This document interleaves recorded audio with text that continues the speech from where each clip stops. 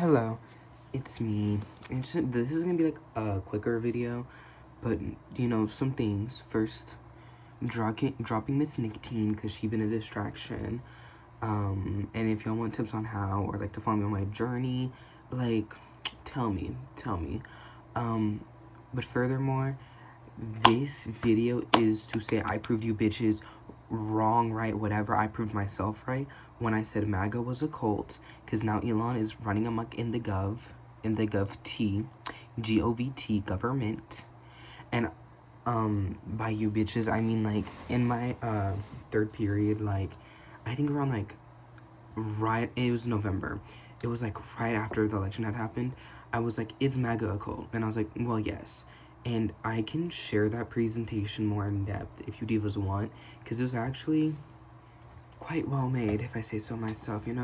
Used this when I had access to internet, the information. And I made a whole presentation with graphs and statistics and information.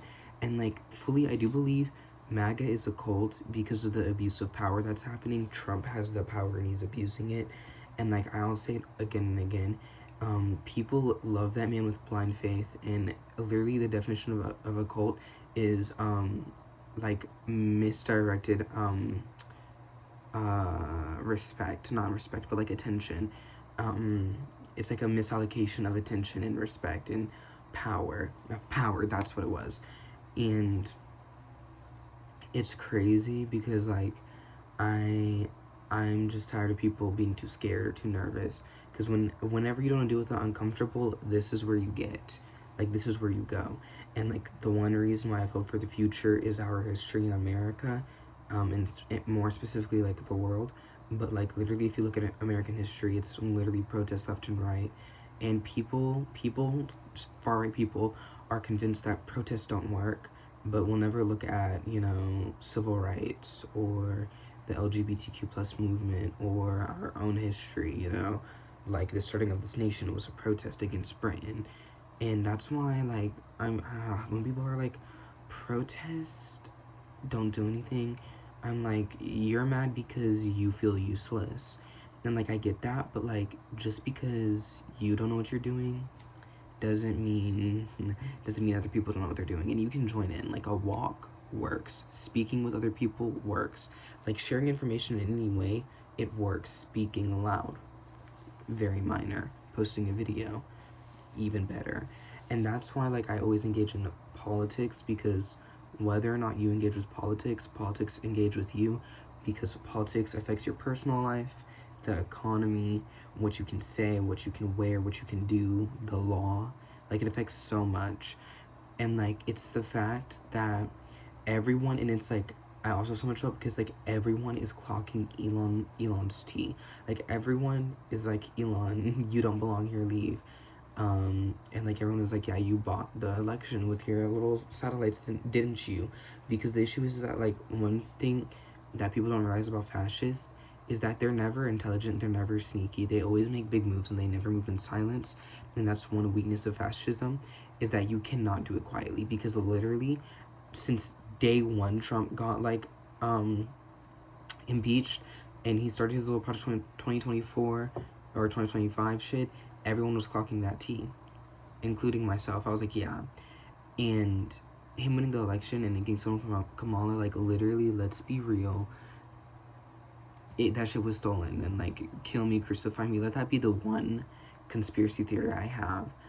And like I would try to respect him, but no, because and this is one thing issue I have with centrist, sometimes there's not a center, and sometimes there is a center and you're not on it. Because if you were really a centrist, why are you supporting Trump? Tell me. He's a good businessman that has multiple bankrupt businesses. Right. And that's another thing. I hate propaganda, because propaganda has told us, and it kills me, because people that I have known that talk about like the effect of propaganda, yet don't see it when it's playing games in their face, was like, well, he's a really good businessman. And was he a good president though? And even on that, like the idea of like Republicans being businessmen and Democrats being social worker. Like, no, that's not true. It's like, I'm sorry, not sorry. There's a reason why Democratic states have a better economy. It's because the flow of money is more free and the top 1% aren't hoarding everything. Um, and that's another thing. Like, the T of evil rich man has been clocked since day one, because, like, in the Bible, it literally says it's easier for a camel to enter the eye of a needle than it is for a rich man to enter heaven. And it's because in order to be wealthy, you have to, and not like, I'm not even saying $1 million wealthy, I'm talking about like 1 billion, you know? But to be like that top 1% most of the time, you have to do something evil and conniving and scheming. And that's what kills me. And it's like, and it's like, when you have so much wealth that you can't even spend it all, why don't you donate? Why don't you give to your neighbor? Why not give to the poor? Because you'll love to complain about immigrants and the homeless, and you'll just add to the issue, but you won't give money for shelters, build shelters, allow jobs to be had. You talk about making more jobs, make more jobs, like, through kindness and love. Because when you promote art, when you promote joy, when you promote peace, you thrive and you prosper. And like, that's why a lot of religions praise peaceful figures, is because in history and in day-to-day lives, we are more likely to remember the kind than we are to remember the hateful. You know what I mean? Or the happiness and joy than we are to remember the hateful. But yeah, that's just my little rant before bedtime. Namaste. See you later.